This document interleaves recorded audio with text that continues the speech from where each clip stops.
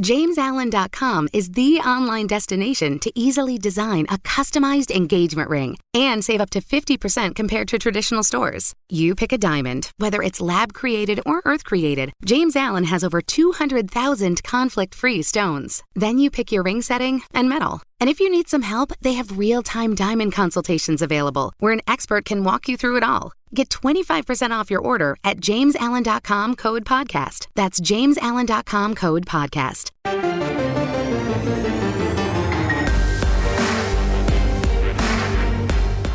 Welcome to the Powercat Podcast, GoPowercat.com's Kansas State Athletics Show. Make sure you're subscribing to our show at Apple, Spotify, Amazon, or wherever you get your podcasts. Now, from the GPC studios, here's your host, GoPowercat publisher, Tim Fitzgerald. Welcome to another edition of the Postgame Review Podcast brought to you by GoPowercat.com. We're sponsored by Caddyshack Golf.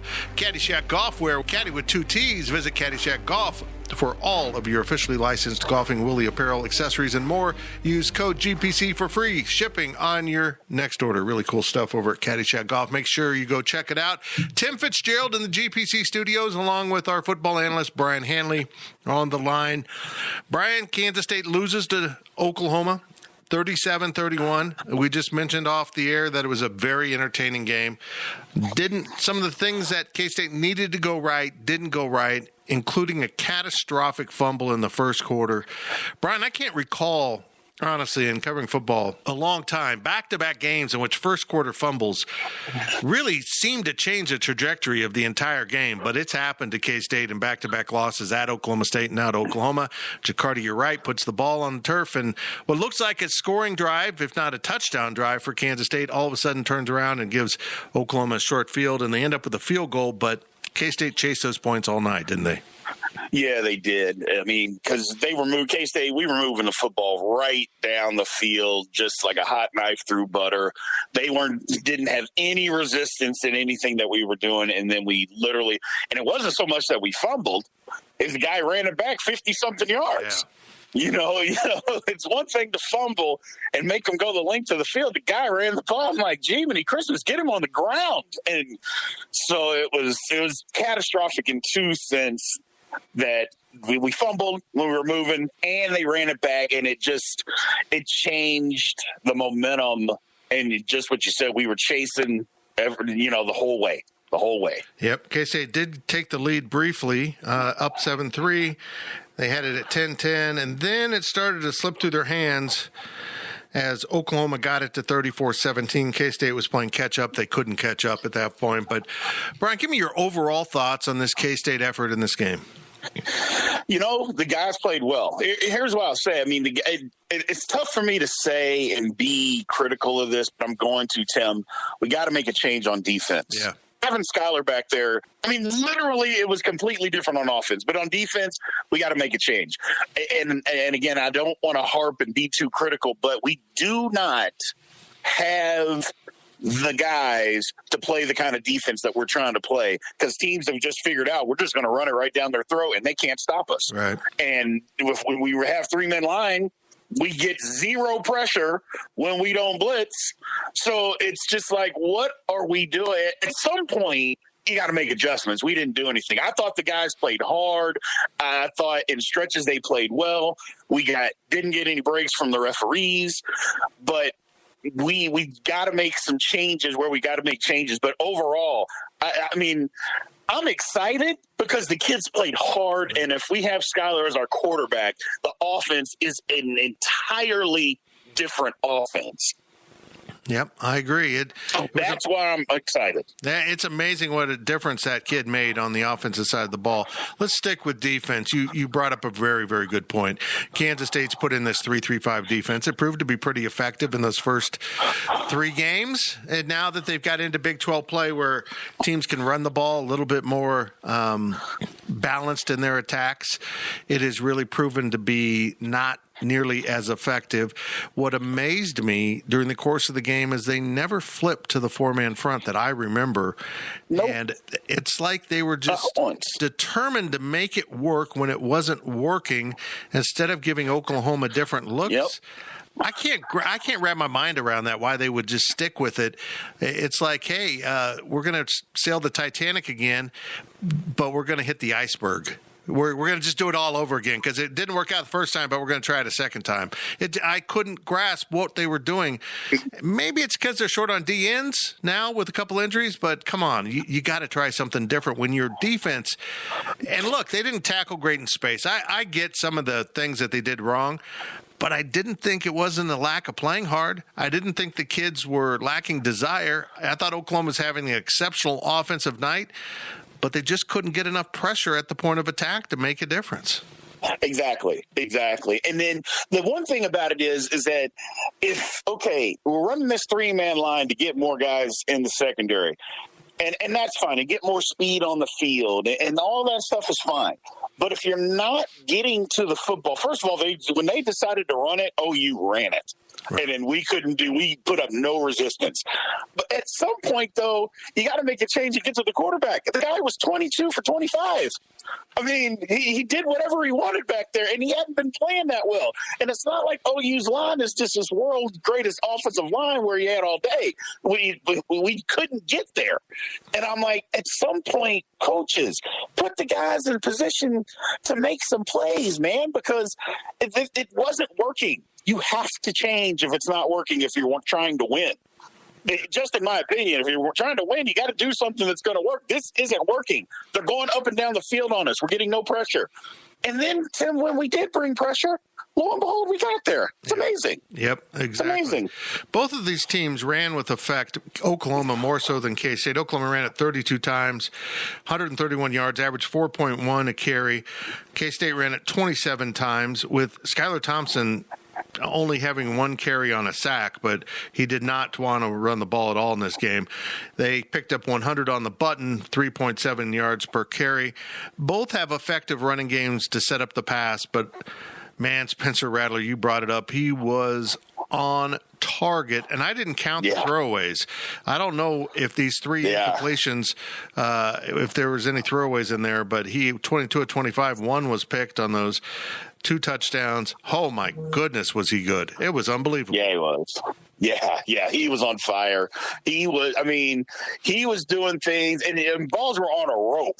That's the one thing. I mean, he was throwing the ball on a rope, getting out of the pocket, throwing on the run, ball on the money. I mean, the guy was on fire. And part of that is because he's really good. And part of it is because we didn't put up enough resistance and couldn't cover the guys. You know, it was I guess it was all around. It was just a bad showing on defense for the most part. But that guy's really good. I mean, everybody's saying he's really good. He hadn't played that well. Yesterday, he played that well. He did. Now, if I told you that Oklahoma was never going to punt, the only time they didn't score on a possession was an interception. Spencer Rattler was going to have those type of numbers. Would you have ever imagined this being a one-score game at the end of the night? I would not. No. I thought we'd have lost by 3 touchdowns minimum. Yep. And we were right there. Yeah, and I think that just shows how effective the K-State offense was. I can't wrap my mind around why Kansas State so easily moves the ball against Oklahoma's defense now for 3 years in a row, but K-State outgained that Oklahoma offense in this game. That's hard to imagine how they did that, and maybe part of it was because they did pick up 55 yards on a fumble return that didn't count towards their total yardage. But outgaining the Sooners, I think everyone understands the impact Skylar Thompson has on this team. And finally, Brien, we do not have a quarterback controversy at Kansas State. I think even those who were adamant about trying something different absolutely know now that Skylar is the leader of this team, something we've been saying, something the coaches have been saying, something the players have been saying, but some people weren't bought in. They're bought in now. 29 of 41, 320 yards, 3 touchdown passes, was sacked only once. And because of that knee injury, that partial tear to a PCL, he stayed in the pocket and he didn't run. And he had some opportunities to take off and instead stuck it out and looked for a receiver. Brien, it made him a better quarterback in a weird way. Yeah, it did. He didn't. I know one of the habits that we don't like and nobody likes is that he drifts out of the pocket to the right side when there's no pressure or when there's a little pressure. He didn't do that yesterday, and maybe it was because he couldn't. He stood in there, he looked, and he just moved from side to side, had great pocket awareness, which is literally what you have to have as a quarterback. Didn't look to run, just looked to throw, and did. And played it. To me, and just in my personal opinion, I don't know that I've seen him play better. I'll just be honest. I don't know that I've seen. I know he's had really good games, and I know he played really well against OU before, but yesterday, in limited capacity for what he could do, I don't think that I've seen him play better. And I congratulate the kid because, again, to go out there and do what he did and to not even have the ability to run down the field. And there were times where they got pressure. He just side to side, move here, move there, move back, move forward, get rid of the football. If he's going to do this, K-State's going to be in a lot of football games to him, a lot of them. Yeah, that is a great point. If he can stay healthy and the K-State offense can find this kind of balance, even though it was a little out of whack towards the passing game, which we rarely get to say with K-State football, but they are going to win a lot of games, and they are heading into an off week. And in the second half of this podcast, we're going to cover kind of the midpoint mark evaluation of this team, even though we're not quite there. We're 1 game shy, 5 in the back pocket, 7 to go with this off week facing the Cats before Iowa State comes to town. But let's talk about what everyone is talking about, the officials. And a very, very strange thing that occurred in which they reviewed a play twice when the rules specifically say you cannot do that.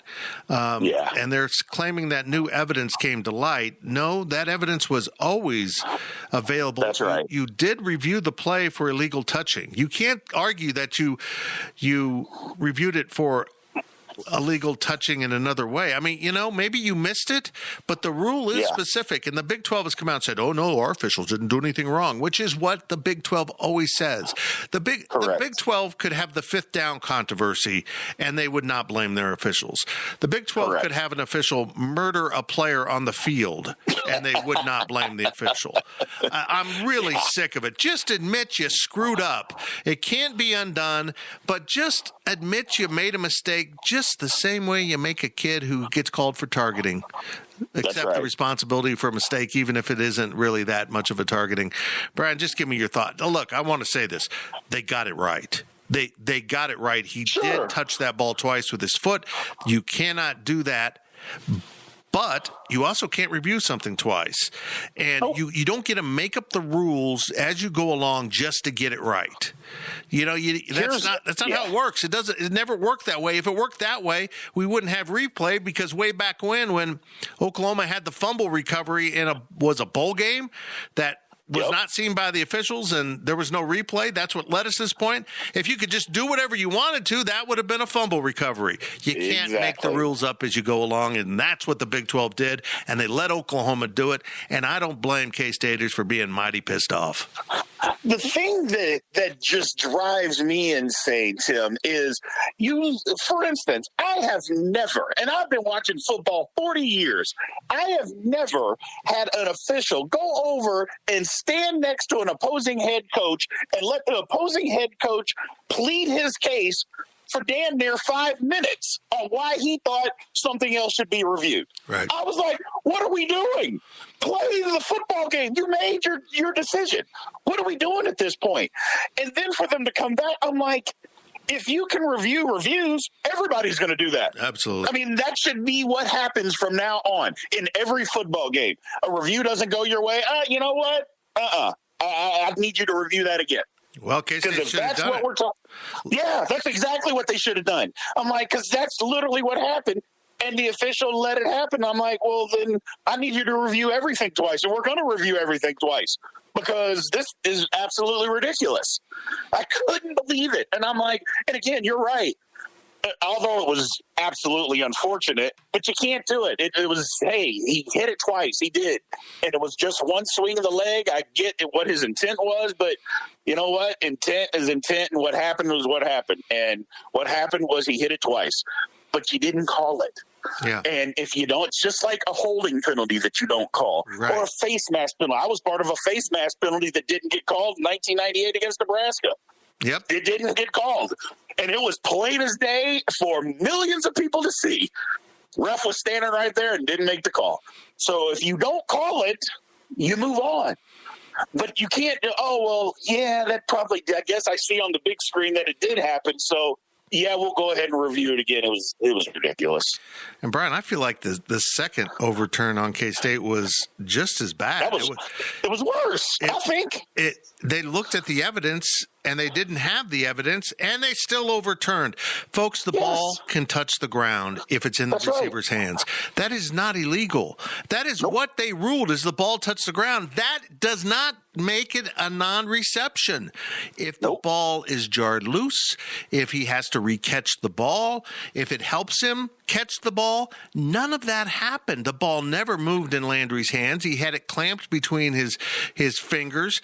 It didn't move. It didn't help him catch it. He caught the ball. The ball hit the ground. He never uncaught the ball, if you want to say it that way, and they still overturned it without evidence that happened. I'm baffled. I don't know what the hell they were looking at in that review booth.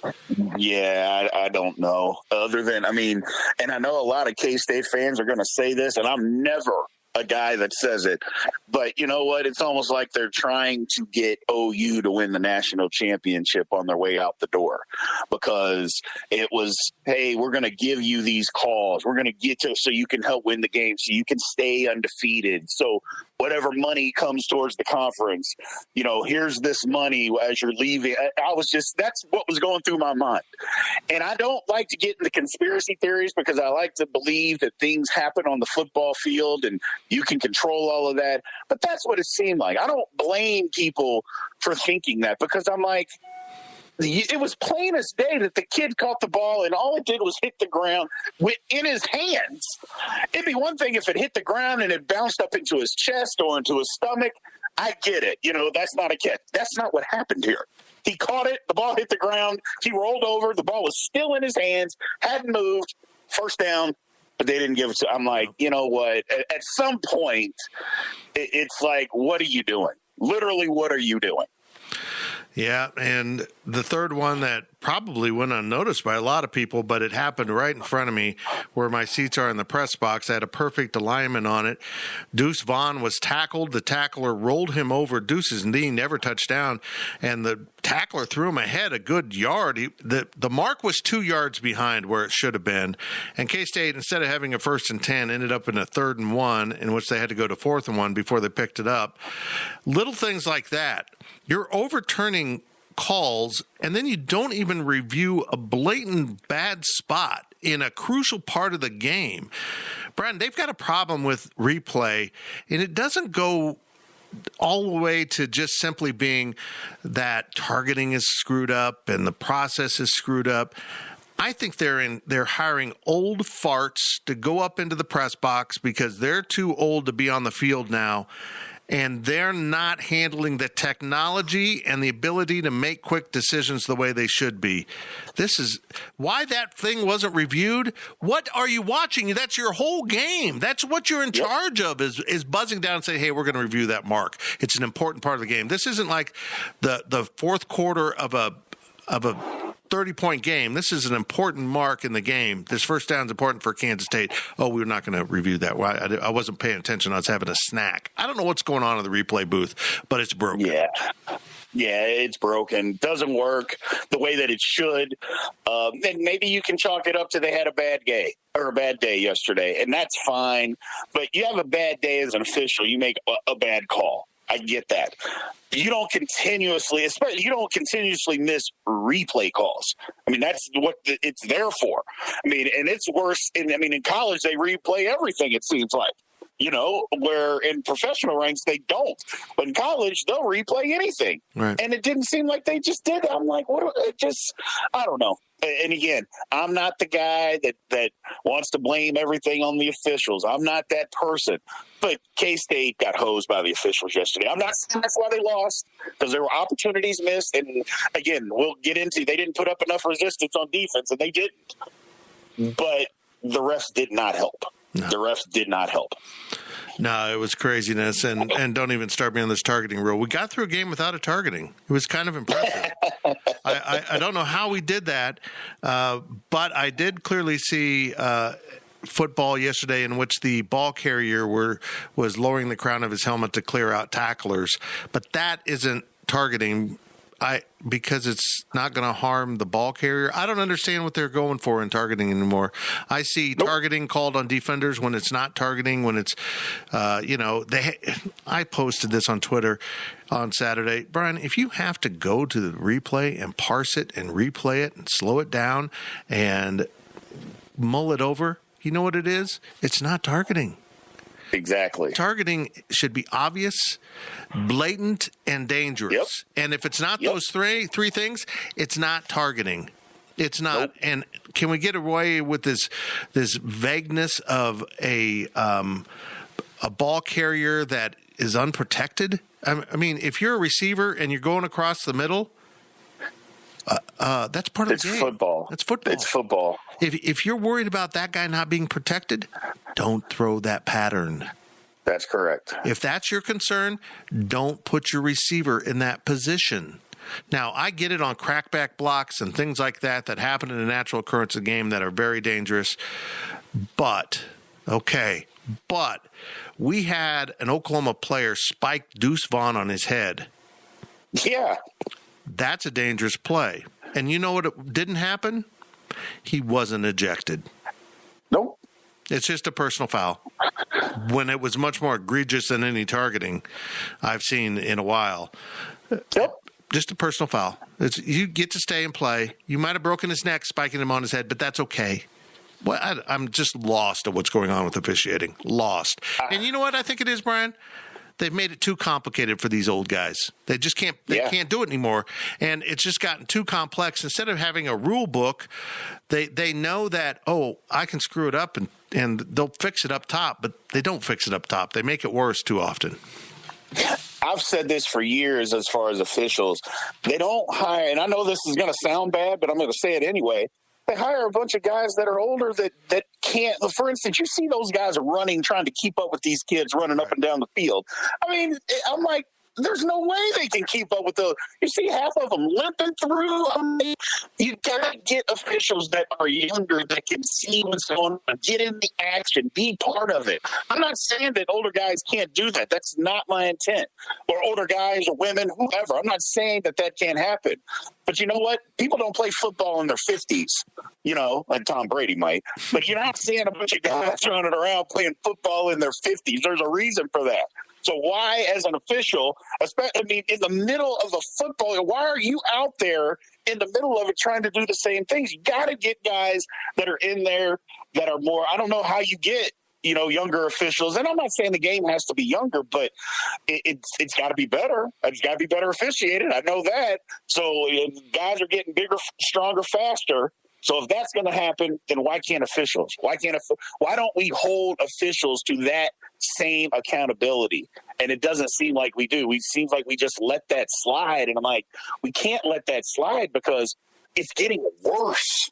It is getting worse. And you got to put your foot down at some point and say, hey, how do we change this for it to be better? And in my opinion, you got to get younger guys out there. I agree. You got to get younger guys out there. It's just the way it is. Which isn't to mean you can't have some old guys out there, but that's right. You better have a constant stream of young guys coming up. Here's my idea before we go to break here. How about the NCAA and the NFL get together and they form an actual officiating school? We always talk about the number of college football players that get to go to the NFL, even try out, even to go to camp for a cup of coffee and to get cut. You were able to say you were in a training camp for the rest of your life. That percentage is really low of the number of college football players, particularly when you stop and look at college football, not just from an FBS perspective, but all the way down to a D3 perspective. There's a lot of kids that played a lot of football that might have an interest in learning how to be an official because they make pretty damn good money on the side. Yes, they do. So I'm going to pull this name out, and I'm just saying this. Harry Trotter was a K-State running back, went into real estate in Kansas City, killing it, I think. But why? Harry's got the perfect job to become an official, a kid like that. And also, let's be blunt here. We need more of these young black athletes that want to become officials that can go in and start at the high school level and work their way up. Don't get it. There are solutions to these problems, and maybe post in every press box, in every replay review room, what they can and can't do, because they don't seem to know what they can and can't do. Should be right there on the glass. You can't review a play twice. Absolutely. And you know what? But Tim, that's letting the guys on the field off the hook. Those guys knew that. They're not that stupid. I refuse to believe that 7 guys out there and none of them knew that rule. I absolutely refuse to believe that. Right. I don't want to let them off the hook and say that. And I get what you're saying. Don't get me wrong. I don't even disagree. I'm just saying the guys on the field, they know certain rules, because I guarantee you they would know that you can't review a play like a touchdown. Or, because those all get reviewed. Right. Or you're not reviewing a turnover, things like that, because those all get reviewed. They know that. Those guys know the rules. And again, of the 7 guys, somebody knew that you couldn't review a review, and yet they just let it go. Brian, I'm not sure what's worse, not knowing the rules and being an official, or knowing the rules and ignoring them and being an official. Both are fireable. Yep. Absolutely. Brian, let's take a little break right here. You're listening to the Powercat Postgame Review Podcast, sponsored by Caddy Shack Golf. GoPowercat.com's Powercat Podcast continues after this short break. Getting the crew together isn't as easy as it used to be. We get it. Life comes at you fast. But trust us, your pals are desperate for a good hang. And when they hear you stock the party with drinks from Drizzly, they'll be banging down your door. Let Drizzly, the go-to app for drink delivery, take care of the supplies. All you need is an excuse. It doesn't even have to be a good one. It's your dog's birthday. The loquats are finally ripe. Whatever. With Drizzly, you can compare prices on a massive selection of beer, wine, and spirits and get them delivered straight to your door. Which means you can entice the crew to leave their houses without ever leaving yours. Whatever the occasion, download the Drizzly app or go to drizzly.com. That's DRIZLY.com today. Must be 21 plus, not available in all locations. Selling a little or a lot? Shopify helps you do your thing, however you cha-ching. Shopify is the global commerce platform that helps you sell at every stage of your business. From the launch your online shop stage, to the first real-life store stage, all the way to the did we just hit 1 million orders stage. Shopify is here to help you grow. Whether you're selling scented soap or offering outdoor outfits, Shopify helps you sell everywhere. From their all-in-one e-commerce platform to their in-person POS system, wherever and whatever you're selling, Shopify's got you covered. Shopify helps you turn browsers into buyers with the internet's best converting checkout. 15% better on average compared to other leading commerce platforms. And sell more with less effort thanks to Shopify Magic, your AI-powered all-star. Shopify powers 10% of all e-commerce in the US. And Shopify is the global force behind Allbirds, Rothy's, and Brooklinen, and millions of other entrepreneurs of every size across 175 countries. Plus, Shopify's award-winning 24/7 help is there to support your success every step of the way. Because businesses that grow, grow with Shopify. Sign up for a $1 per month trial period at shopify.com/Odyssey Podcast, all lowercase. Go to shopify.com/Odyssey Podcast now to grow your business, no matter what stage you're in. Shopify.com/Odyssey Podcast. Welcome back to the Powercat Podcast. Now, let's return to the GPC studios. Welcome back to the Powercat Postgame Review Podcast, sponsored by Caddy Shack Golf. For K-Staters, by K-Staters, jackets, hats, polos, t-shirts, golf accessories. Caddy Shack Golf, where caddy with 2 T's. Visit Caddy Shack Golf. Use code GPC for free shipping on your next order at caddyshackgolf.com. Okay, let's move on to the state of Kansas State football. Now, Brian and I have seen on our message board on Twitter, and granted they're the outliers, but I just want to put it out there, that Chris Kleiman is Ron Prince 2.0. And if you look at the records, I see where a simple mind can come to that conclusion. Oh, he went to a bowl game. Oh, he had a losing record in his second year, and now he's 3-2 this year, and he's probably going to have a losing record. It's Ron Prince all over. Come on, man. That's not what happened with Ron Prince. Ron Prince didn't get fired simply because he wasn't winning enough. He got fired because he was a crap human being. And we don't have that going on right now, folks. We got one of the best human beings I've met, along with Bill Snyder, Chris Kleiman. Prince's awesome, but come on. And plus, I don't remember Ron Prince having to coach through a pandemic in year 2. So I know people are tired of the pandemic excuses, but it did have an impact on K-State's season. This isn't Ron Prince 2.0. This is silly. I don't even know where that's coming from, but I hear it. I definitely hear it and I see it, but it's not even close to the same thing. And first of all, K-State their quarterback was hurt. And the quarterback comes back, and if he continues to play like this, Kansas State's not going to have a losing record. I don't know what people are talking about. And I don't believe the season is over. I don't believe the season isn't a down. Even if we lose to Iowa State, the program is going in the right direction from where it was. And isn't that all we want? I mean, isn't that what we want for the program to be going in the right direction? Yeah, they got to do some other things. Yeah, we got to get some more Joes. I get all of that. But the program has moved. The program was never moving in the right direction under Ron Prince. It just wasn't. It absolutely. Even the year we went to the bowl game, how many games in a row did we lose down the stretch and we looked horrible? And we won. I couldn't believe. I mean, that game that we won against Texas. I'm like, okay. And then the next week we went out and got destroyed, and we didn't look good in any game after that. Nope. I mean, the program was downhill after that. I go, so it is. I mean, people got to put their foot on the brakes and pump them very, very hard if you're trying to go down that road, because this is not even remotely the same thing. Not even remotely the same thing. Now, with all that said, they do have 7 games to go after this off week, starting with Iowa State. And if they go into a nosedive, I will accept the fact that people have a right and shouldn't be very happy if K-State ends up with a losing record. This team is better than a losing record. This team isn't great. We've never made that claim, but I think this team's good enough to win 8, and they're still on track to do that or more. Yep. But you have to stop and look at who they've lost to now. Oklahoma State and Oklahoma are both top 12 teams at 5-0. Correct. And Stanford just beat Oregon, the 3rd-ranked team, and Nevada just won at Boise State. So they have some nice wins. Well, let's let this play out. We're going to get into the back half of the schedule now where it's much more manageable for Kansas State. This program isn't in a position on a weekly basis to compete with Oklahoma. Have they beaten them 2 years in a row? Yeah, but we know what goes into that. It takes an all-hands-on-deck, everything went right performance.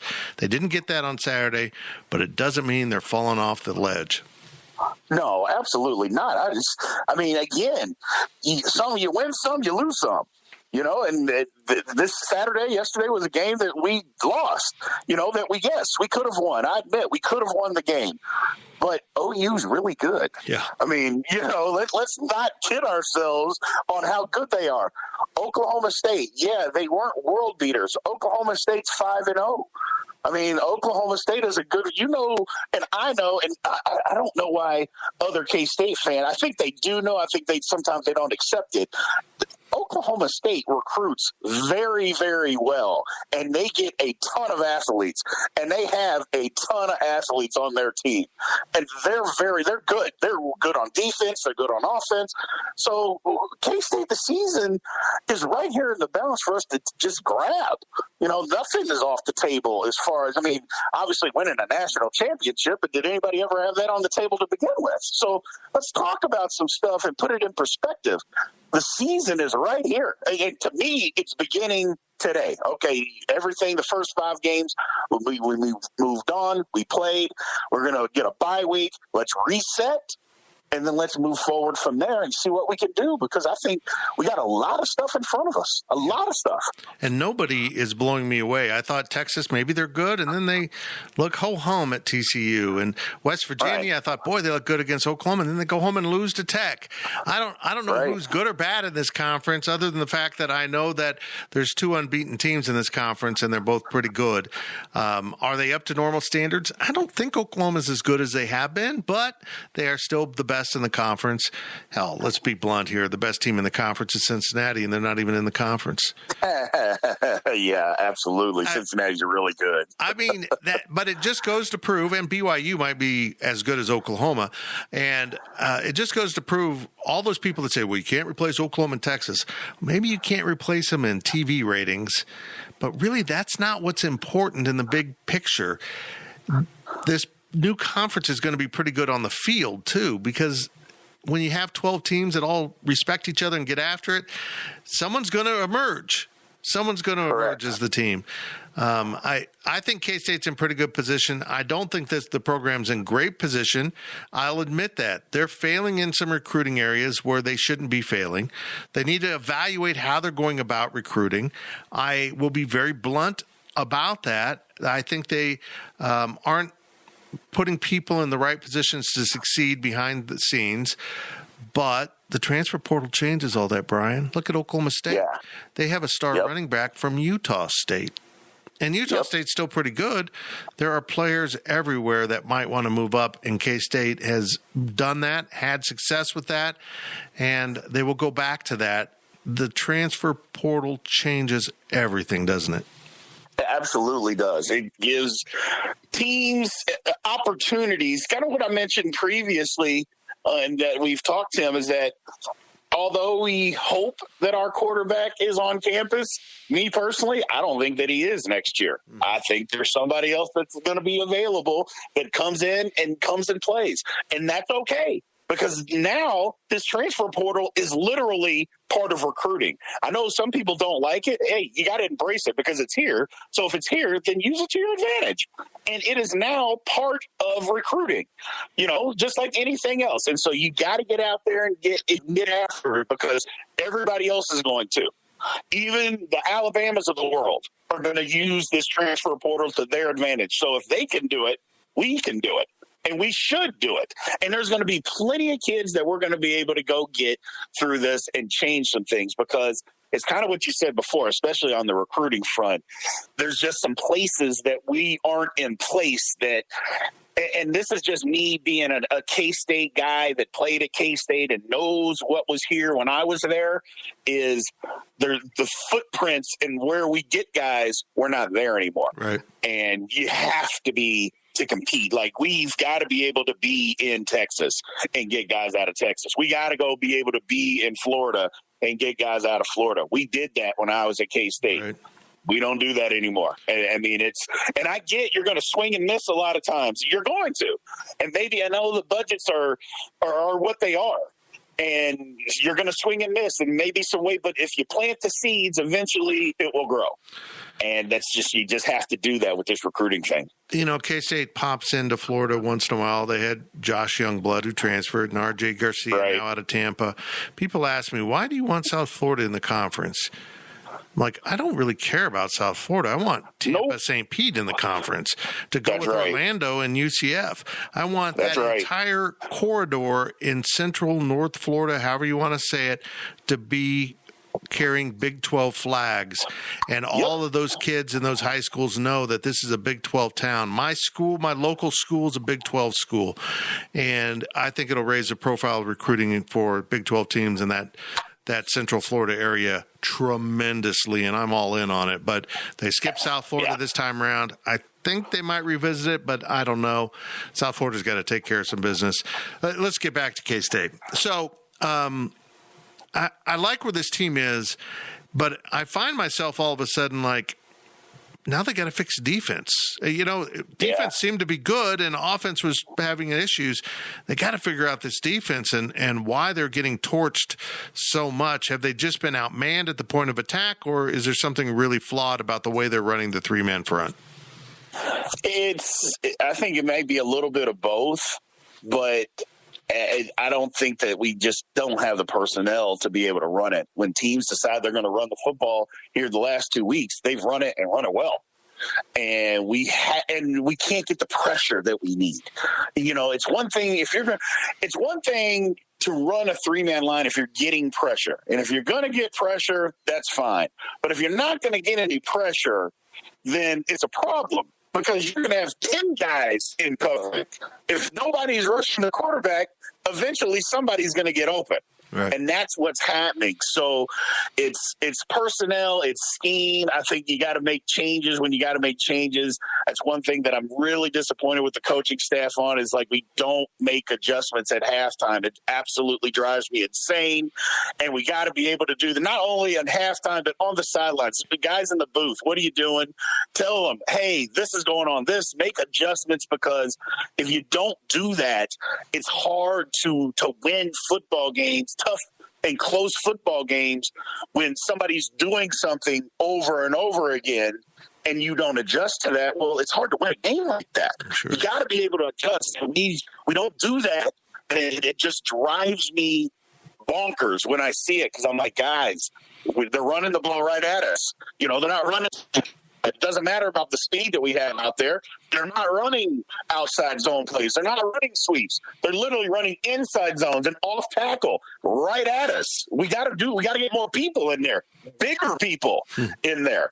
And that's the thing. I don't know, either we don't have it or they won't do it, but either way, we got to fix it, because there's some teams that down the road, Iowa State being one, that can run the football. Yep. And we got to be able to stop the run. When you stop and really boil this defense down, they've gone from the 3-3-5 or from the 4-2-5 to the 3-3-5. And so they took a defensive tackle or a defensive lineman off the field and replaced him with a strong side linebacker, which is Ryan Hennington or Wayne Jones, which in reality is a beefed up safety. That's all it is. So they've gone to a permanent dime formation, but you're walking a safety up into a linebacker spot and asking them to run stop like a defensive lineman. That's not how football works. That's not what's taking place. They're getting overpowered right now at the line of scrimmage, something I couldn't explain why it wasn't happening earlier. Well, it's happening now, and they better figure it out. Yeah, they're just literally, it's kind of what I mentioned. You got to get some bigger people playing in the football game, because when teams decide they're going to run downhill, that is exactly what a defense does not want you to do. You run bias on the outside. We can fix that. We can change that. We can, whatever the case may be. But at the same time, if they're just saying, you know what, we're going to line up and just run it right at you and run off tackle and just keep running it, well, we got to make some changes, because it demoralizes everything. And that's what you don't want to see. You don't want to see the team get demoralized, because when you do, that's when bad things start to happen on a football team. I'll just say that. Right. You're exactly right. And also, I think another impact of it is it takes a really good linebacker in Daniel Green and negates him, because he's got more traffic around him. He doesn't have those defensive linemen holding up all the other offensive linemen. He's got linemen coming at him now. I like it. I'm not opposed to this defense at all. I like it. It's just you got to know when to use it. It's a tool. Correct. And you got to learn when you're using the wrong tool. And, boy, they seem like they're using the wrong tool.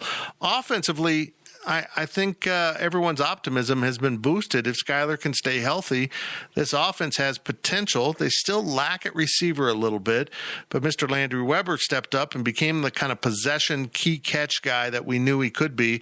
Even if one was overruled, he caught the ball. He's a reliable guy, and that helps. But Skyler kind of brings it all together, doesn't he? He absolutely brings it all together.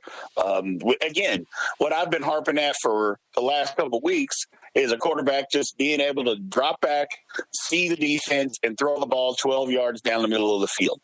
And, I mean, you have to be able to do that at every single offense in the country, pretty much at every level, and we hadn't been able to do that the past few weeks. He can do that. That changes everything. Tight ends were involved. I mean, it was amazing. And, again, it's just what you said. We're lacking a little bit of receiver. But you know what? Guys are stepping up and making a few plays here and there, and that's all you can ask. Just do what you can do. Get open and make a play. Right. Get open, make a catch. And Skylar changes all that just by being able to throw the ball down the middle of the field, taking what's given.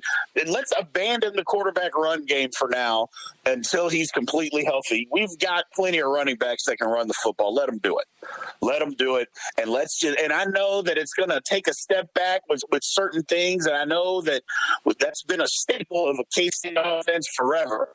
But you know what? We need the quarterback to be upright right now versus him running the football. We got some guys that can run the football. You know, in years past, K-State, the best running back was the quarterback. That's not the case right now. So let's let the running backs do what they do, and let's the quarterback do what he does. The offensive line, let's let them do what they do, and let's keep moving them. Because if, again, yesterday was any indication, moving the ball against OU, then I'm happy.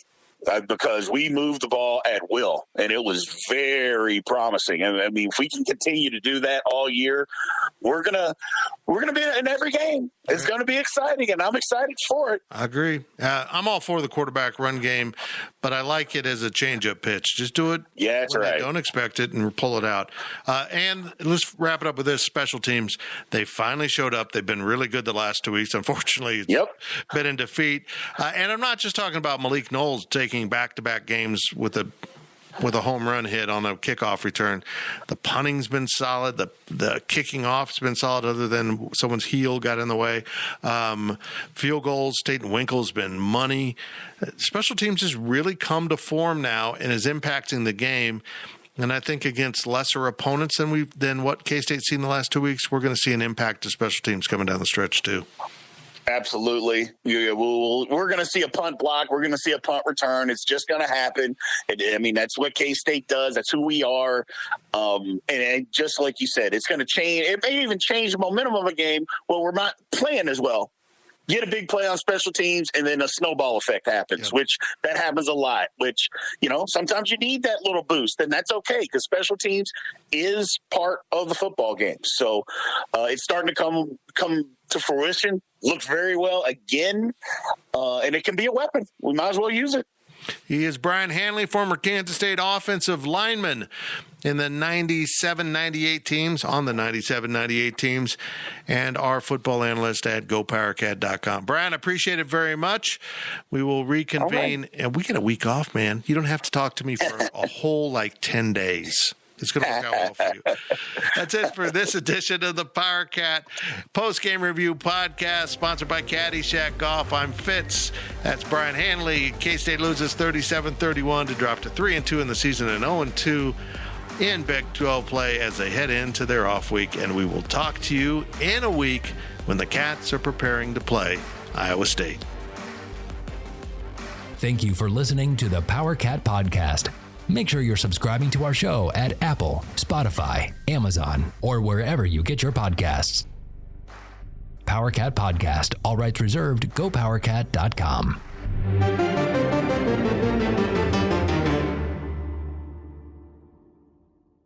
Get in on the action with the world's largest sports book, right at your fingertips. Circa Sports Iowa is where the pros play. Enjoy the highest limits, lowest takeouts, competitive betting menus, and the best customer service. Now you can download, fund, and bet like a pro from anywhere in Iowa. Circa Sports Iowa. Sports betting the way it should be.